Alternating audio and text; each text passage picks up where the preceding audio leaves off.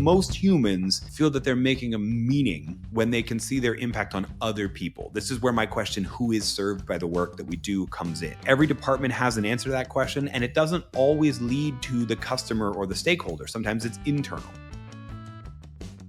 Welcome to Compromising Positions. I'm Leanne Potter, cyber anthropologist and head of security operations for a major retailer. And I'm Jeff Watkins, a cybersecurity enthusiast and CTO for a major tech consultancy. Together, we're the tech podcast that asks non-cybersecurity professionals what we in the industry can do to make their lives easier and help make our organizations more prepared to face ever-changing human-centric cyber threats. Today, we're joined by Dr. David Burkus again, one of the world's leading business thinkers and best-selling author of 5 books on the topic of business and leadership. This is the second part of our 2-parter, so do listen to part 1 after this episode so you can get the full story. In this episode, great teams play chess, not checkers, building a high-performance cybersecurity team, we discuss the 3 elements of the team culture triad: common understanding, psychological safety, and prosocial purpose, and how these 3 elements are the backbone of every successful team. We delve into how interpersonal trust is a reciprocal process that needs to be met with respect and an open mind, and how we can build a culture that learns from mistakes and people feeling safe to challenge at all levels of the business. We'll also discuss how being part of a team is more like chess than checkers, or drafts for our UK listeners. We can't treat all people like they have the same skills or ways of working. We're a team, yes, but it's a team made up of individuals. I love that point. And we'll also be discussing another topic close to my heart, the It's a Wonderful Life test, a brilliant thought experiment to show the impact of your team's contributions, which may not always be tied to revenue. We love this chat and we think you will do too. So sit back and enjoy our interview with David Burkus.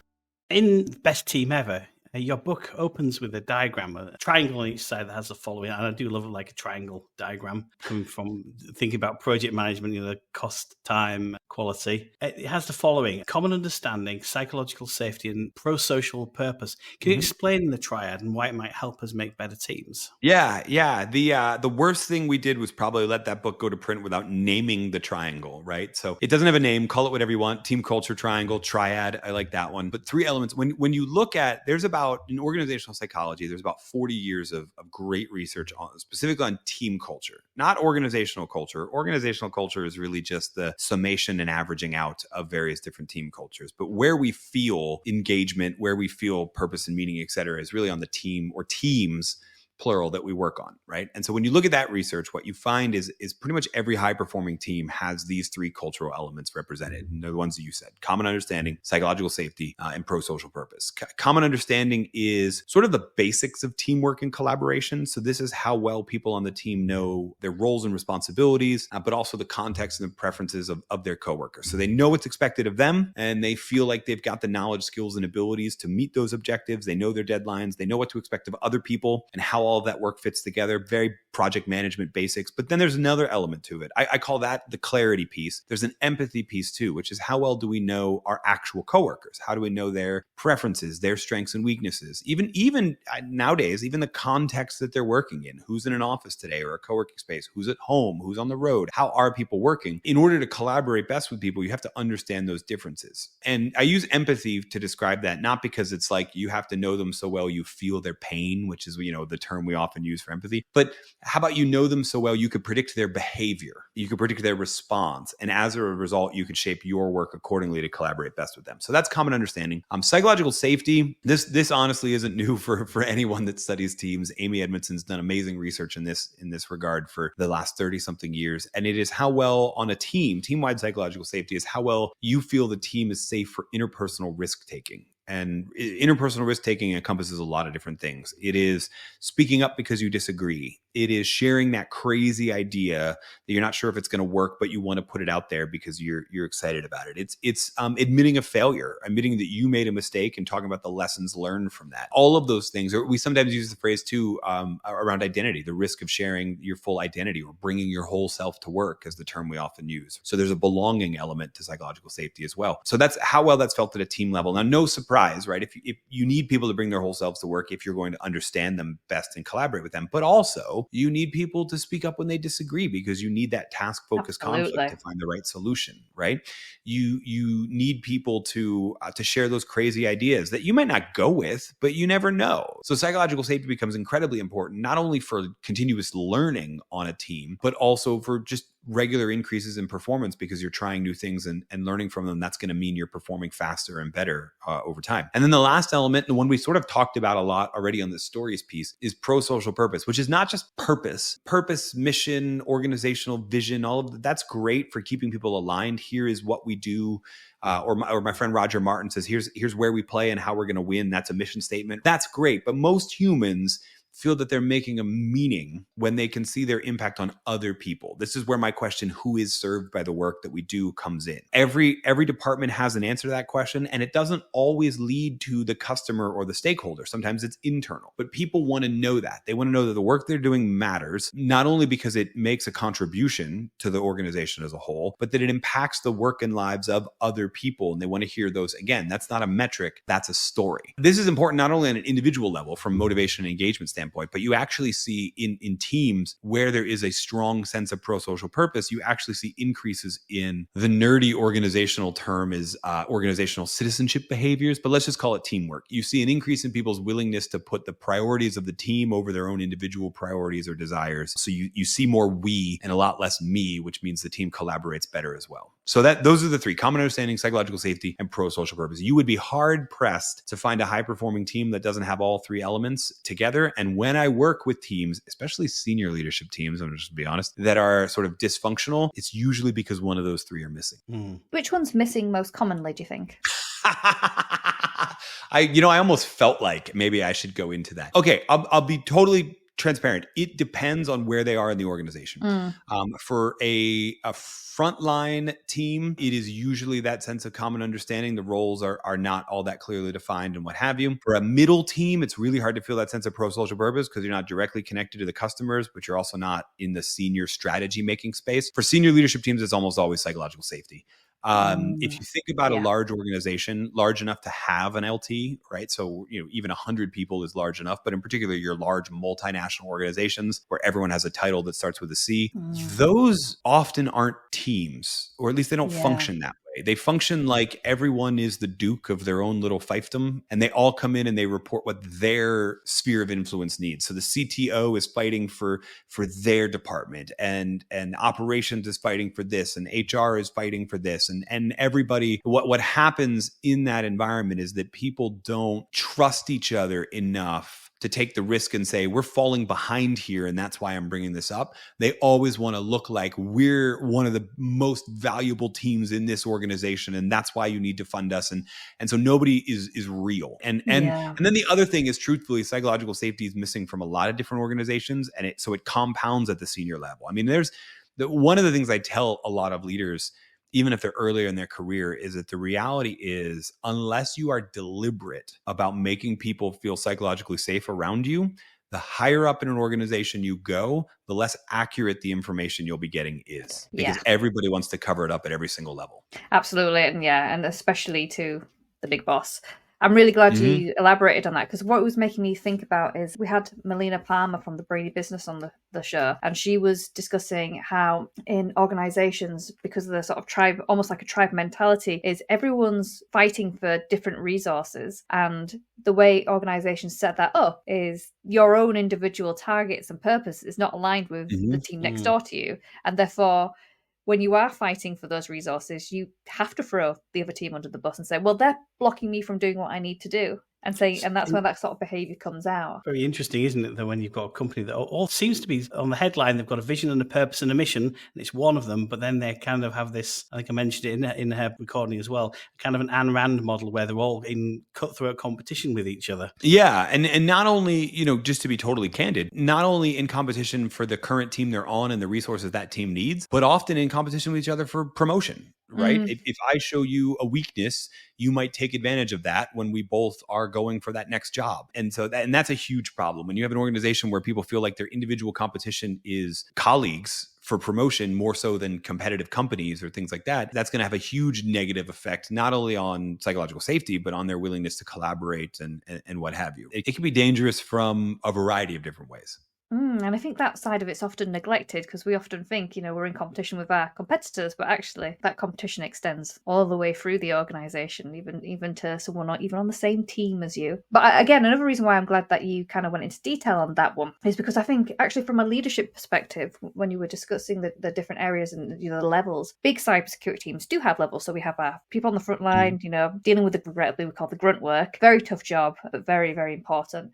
And there's the middle piece as well that do the sort of more second line things where they can do a bit more deep diving. But yes, like you say, they still don't have that kind of direct line of influence. And then obviously there's a leadership team. And I think as a leader, for me, when you were discussing that, it was so important to understand actually what should I be looking out for in terms of what does that level need. So I really appreciate you going into detail on that. I've seen exercises in teams where, when I was more junior in the past, where somebody's come along and said, do you know what you're building and for what purposes? And I think we're a lot better at this now, but building software, if you've got a bunch of people completing Jira tickets to write code and they don't know why they're actually doing it, and they don't have that common understanding. And I think actually really good leaders, where I worked with a large supermarket and they were rebranding, and their leader came in, and the thing he did was he got everybody on the same page. He understood what we had, this kind of long-term strategy that everybody understood, even down to the very more junior developers.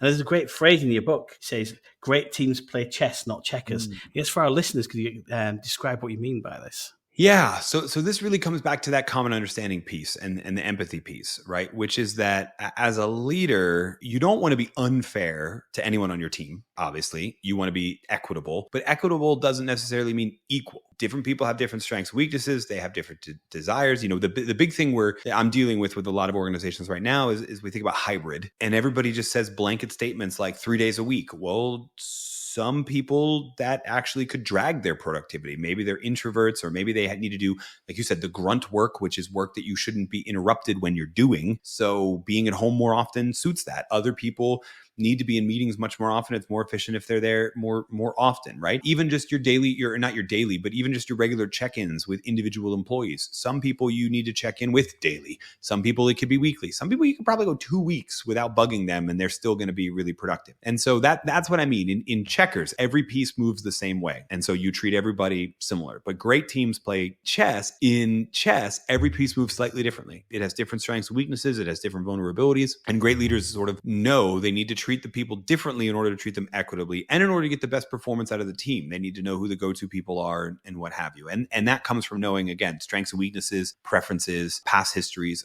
all of those things. You can't just say, I'm going to treat everybody, I'm going to give everyone 30 minutes once a week, check-in time, etc., or I'm going to make sure everybody's in the office these many days a week. It's just not. It's not going to work. You can set guidelines, you can set minimum expectations, but there are going to be people that need to be there more often, less often. Play chess with them, not necessarily checkers. Thank you. Yeah, I like the idea of thinking about the CEO is the king moving slowly one square at a time. Well, in that analogy too, we'd have to what, call the COO the queen, because they're the one running around like with a hand in everything a lot of times. Yeah, who knows? Or maybe the CEO's admin, because they're the one that knows everyone in the organization. Who knows? Yeah. No. The point again is not that everybody moves. Some people move amazingly, and some pieces are terrible to have. Right?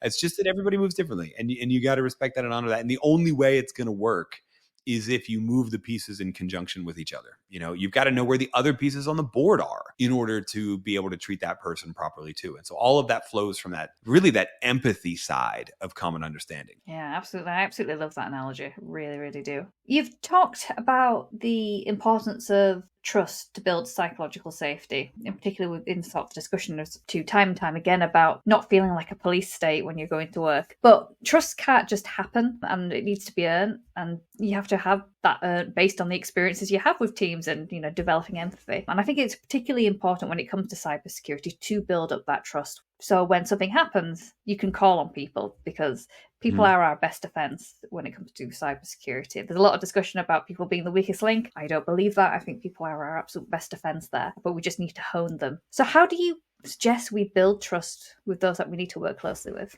Yeah. So let me correct one thing, right? Because I don't actually believe trust is earned. Certainly, it's not given. If you look at the research, interpersonal trust is a reciprocal process. It's a cycle, right? Your base level of trust happens just as you grow in familiarity with that person, as you understand them, you see them more often, that maybe there's similarities there, maybe there's not, but you develop a liking with them. And then what happens is one person, and if you're a leader, this should probably be you first, one person decides to take a very small interpersonal risk.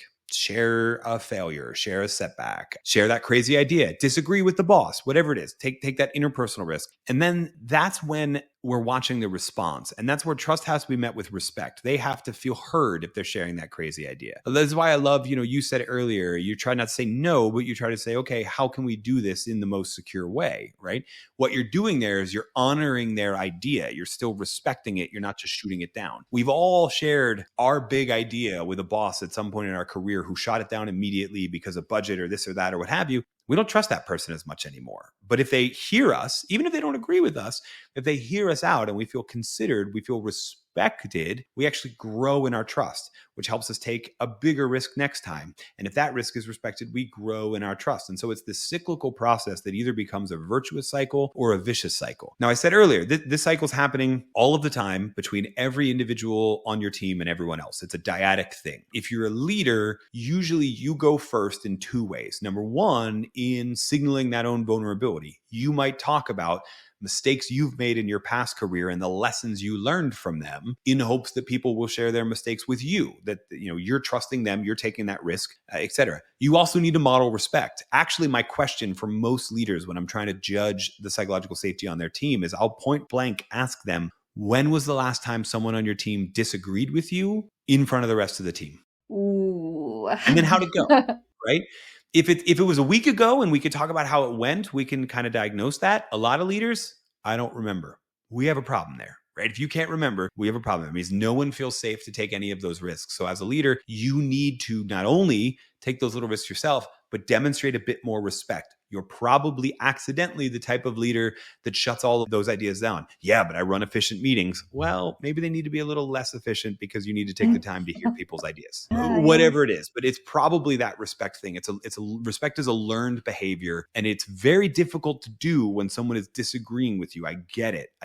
And if you're in one of those situations where you feel like the competition on your team for promotion is a bigger deal, it's very difficult to hear someone's failure and not want to take advantage of it. And instead, thank them for the transparency around it and honor the fact that they were willing to share it. And hey, you learned so much about it. But those are the things we do that show how much we respect each other. And that's what kicks the cycle into that next level of trust. So it's this trust, risk, respect loop that is always working. Your call, whether it's building up or tearing down. Oh, I love that. And I love that test as well. That test is, I can't remember which book, and I think, I don't want to see Cialdini. Who's the other 5 dysfunctions of a team? Sorry. Lencioni, Patrick Lencioni. That's what. Yeah. And I think in his book there's a scene, isn't there, where they've done a Myers-Briggs or something like that, and they say, "Oh, I'm very approachable," and everyone's like, "No, you're not." It's a really, really great scene. It just reminded me of that. You created a really brilliant thought experiment called "It's a Wonderful Life" test,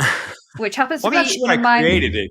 I stole it. Yeah. It's absolutely one of my favorite movies. So I have a ritual every year. There's a cinema near me. It's 100 years old plus. It's a beautiful cinema called the Hyde Park Picture House, and they show It's a Wonderful Life. Then it's one of the most magical things that I look forward to every year. So when I thought this, I was like, "Oh, I know what he means." I have the same ritual, by the way, except instead of 100-year-old theater, it's my living room, and instead of It's a Wonderful Life, it's Die Hard. But I have basically the same ritual. Same kind of message as well. Yeah.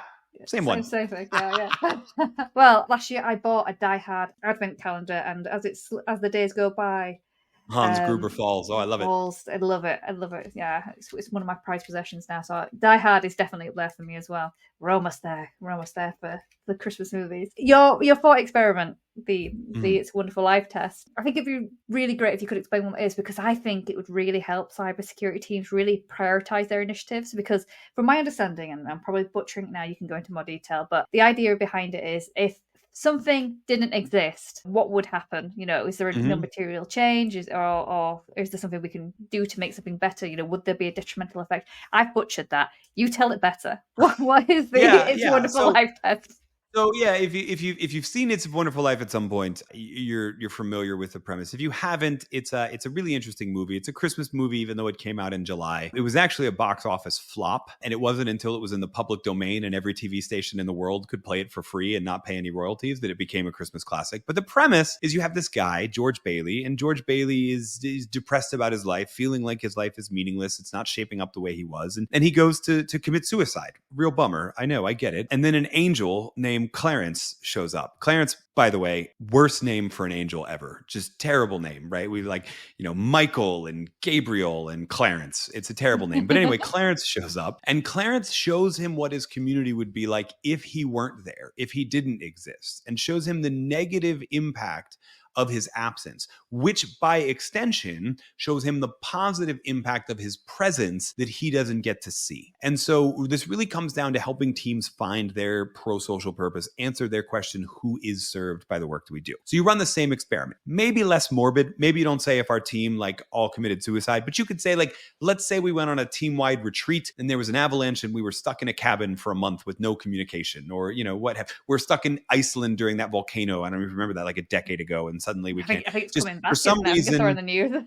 right. For some reason, no one in the organization can talk to our team for the next month. What happens? What breaks down? Who struggles? How does that affect the rest of the organization, maybe even the end users? And the idea there is that you get the chance to really see not just the negative impact of your absence, but by extension, the positive impact of your continued presence. Now, what I do is I use this just as the initial thought experiment to know what kind of stories can we capture. It's one of the reasons we went right into, here's how you could do this story and this story. And we were just bombarding listeners with all of these different ideas for how to get people on our side. It's because you read the book and we kind of already knew how the test goes. But you might need to do that test first. And in that, you can start to figure out what your team's purpose is. And then also as a leader, you can figure out what stories you need to tell, what stories you need to capture, to share out with the rest of the organization, or just to keep your own people motivated. I like that. I like the idea of doing that thought experiment, because obviously with a thought experiment, there is no consequences of going down rabbit holes and actually... thinking worst case scenarios, because you're in a safe space to do so. I think it encourages people to think slightly more. Sometimes people get really confused with what value they're adding to a business because they're thinking purely quantitatively. Mm-hmm.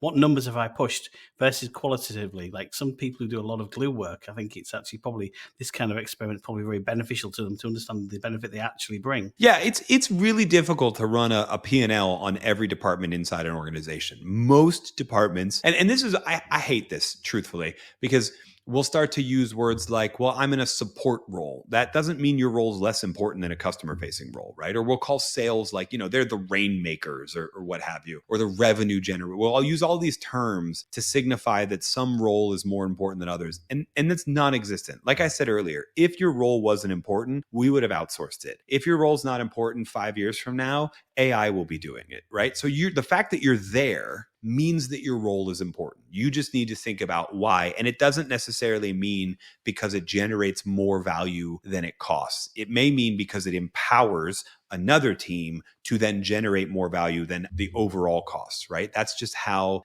economies of scale work. That's organizational theory. That's like COSI, organizational theory 101, right? Not every role can have its own P&L, but every role has a purpose. And if it didn't, we probably would have found a way to kick it outside the organizational threshold. I love that. And I think that is an absolutely lovely thought to end on, because I think in cybersecurity, we are still trying to find our purpose, particularly because things just are changing all the time.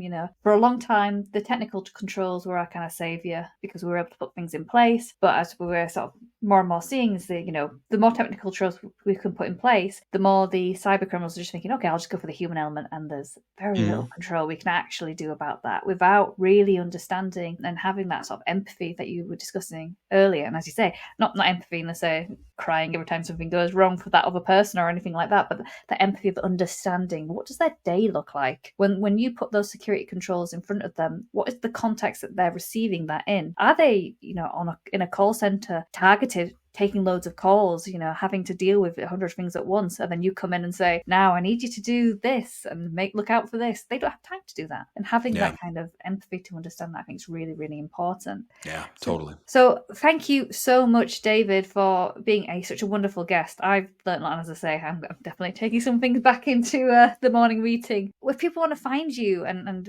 find your book, where's the best place to do so? Yeah, it's actually it's really easy. I'm very blessed. Burkus is a very weird last name. And so if you type David Burkus, Burkus, into Google, you'll find me on whether it's my website or a social network that you use. We're on all of them. We're even on TikTok, although we don't dance. Actually, I should say in honor of cybersecurity professionals, I'm not on TikTok. Our video editor logs in through the website and posts videos on a regular basis, but I don't have that thing on my phone. Good. But wherever it is you want to connect with me, except maybe TikTok. I believe we call that outsourcing the risk. Exactly. Well, my video editor is a 24-year-old kid who said, I can't let you create all this content and not put it in this to appeal to Gen Z and what have you. I'm like, okay, you're right. I don't want to do it. So if you do it, we can do it. So that's what we've done. We've outsourced that risk. But yeah, no, the point is we're on wherever you want to connect and find out more about the book, grab the book directly. This is not a conversation that's going away anytime soon. My mission in life is to make work not suck, to make it much more engaging. And I'm not naive. I don't think that'll happen tomorrow. I think this is going to be a long conversation. And if any of your listeners, if I can be helpful to them, please feel free to reach out on one of those and get connected and keep that conversation going. Absolutely. And I will put links to everything that you've discussed and how to find you in the show notes as well. David, thank you so much. I have learned so much. You've been a fantastic guest. Thank you so much. Oh, thank you again so much for having me.